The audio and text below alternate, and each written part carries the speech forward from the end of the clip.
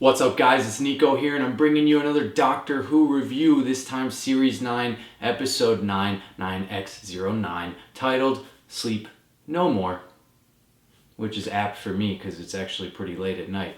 Anyway, this episode was the return of a well-known veteran writer of the Doctor Who episodes, Mark Gatiss. Came back, took a break from acting in Wolf Hall and other serials so he could come back and write this episode. And you can't fault Doctor Who for trying to be modern, because they do try. This episode was a found footage episode. We've got it in the style of Chronicle, End of Watch, countless horror movies I have not seen. And it works, actually, for the most part. A lot of found footage movies don't. This one works to a bit. It makes you feel in the moment. It makes you feel like you're there, which is a good thing, which is probably what they were going for, but it misses a lot of the action. So anyway, back it up a second. The story is Doctor lands on with Clara on this space station full of, full of no one, full of empty suitcases and no people. And there's a couple of space marines who get on the ship who are there to do a rescue mission because they got an SOS from some doctor dude who's narrating the story for us as the people go along. And we assume there's helmet cams on everybody's helmets because we are watching the Blair Witch style live feeds through them. Anyway, where was I? Oh yeah, back to Mark Gatiss, back to found footage. The found footage style works in the sense that it makes you feel there in the moment. There's action going on, the camera's shaking, you're not sure what's happening. It doesn't give you a glimpse of the monsters until later on in the episode. Amnesia, The Dark Descent, throwback to games, style, which is good. It keeps it, it's not scary, but it keeps it a little tense, a little suspenseful. Where it doesn't work is where it misses the action. The doctor guy gets eaten at a certain point. Clara gets sucked into a sleep machine thing, and called Morpheus, right? And we don't see those things. Conveniently, somebody turns away, probably to make some production designer's job a lot easier and to give the stunt coordinator a day off. But we want to see those things, especially with the way Doctor Who's been going. It's been getting better. It's been going toe-to-toe now with these modern shows, with its effects and its storytelling and its camera style, that it really kind of detracts when you don't show that kind of thing.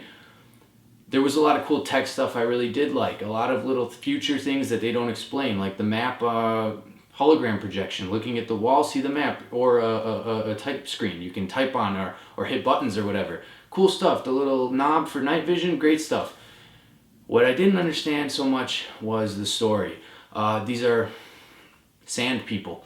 I get that. When we sleep, we get sand in our eyes, and because these machines are changing our brain waves, the sand has become alive somehow, and all the accumulated sand makes sand people, or the sand people take our form or something. Anyway, they look kind of creepy, and apparently they eat people.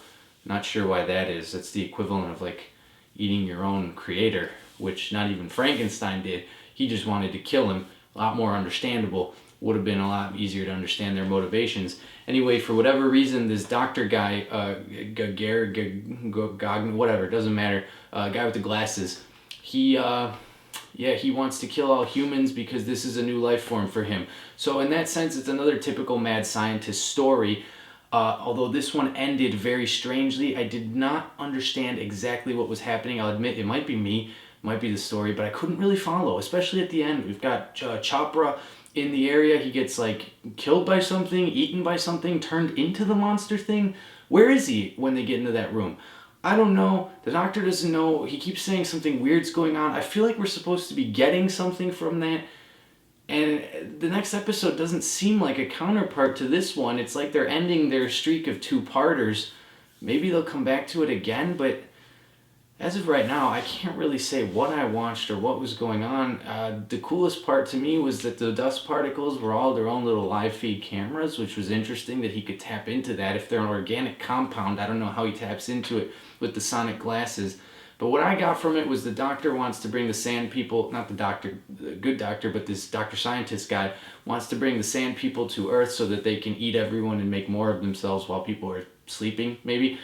Or no, he had that signal. He made a signal in the video that he wanted to spread everywhere and everyone would hear and then start to sleep and then make sand people. But if he made that signal, why did he have to kill everyone on board? Why couldn't he have done this a lot easier? You know, just make the signal, plug it into the internet, let people watch it, goes viral, and you don't have to say anything. Why'd you got to give your plan away?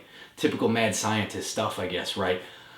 I don't know. I'm going to give this episode a 6 out of 10. I wasn't completely bored. I think the found footage stuff worked. It pulled Doctor Who into some more modernism. They took some chances. I liked it. I just did not understand where the story was going. Hopefully next week or some week we'll see a wrap-up of that. But it doesn't look like it'll be next week because they're back in modern times or something. Anyway, follow me on @Mr. Niko Films on Twitter, Mr. Niko Films on Facebook. I'll be right here next week, right after the episode, to give you another review, and we'll see where it goes from there. All right, guys, until then, keep watching. Peace.